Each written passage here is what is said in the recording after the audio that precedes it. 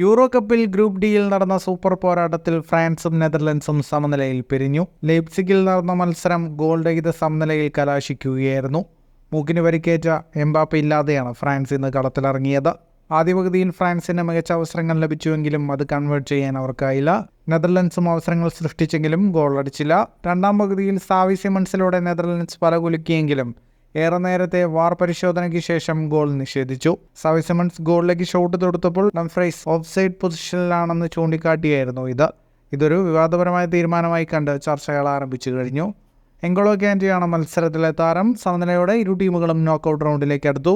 മത്സരത്തിന്റെ കണക്കുകളിലേക്ക് വന്നാൽ 63% സമയവും പന്ത് കൈവശം വെച്ച് കളിച്ചത് ഫ്രാൻസ് ആണ്.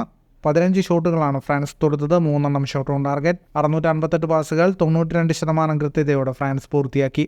8 ഷോട്ടുകളാണ് നെതർലൻഡ്സ് തൊടുത്തത്. 4 shot on target. 397 പാസുകൾ 88% കൃത്യതയോടെ നെതർലൻഡ്സ് പൂർത്തിയാക്കി. 2 മത്സരങ്ങൾ പിന്നിടുമ്പോൾ 4 പോയിന്റുമായി നെതർലൻഡ്സും ഫ്രാൻസും യഥാക്രമം ഗ്രൂപ്പിൽ 1ഉം 2ഉം സ്ഥാനങ്ങളിൽ നിൽക്കുന്നു. ഗ്രൂപ്പിലെ അവസാന മത്സരത്തിൽ നെതർലൻഡ്സ് ഓസ്ട്രിയയെയും ഫ്രാൻസ് പോളണ്ടിനെയും നേരിടും.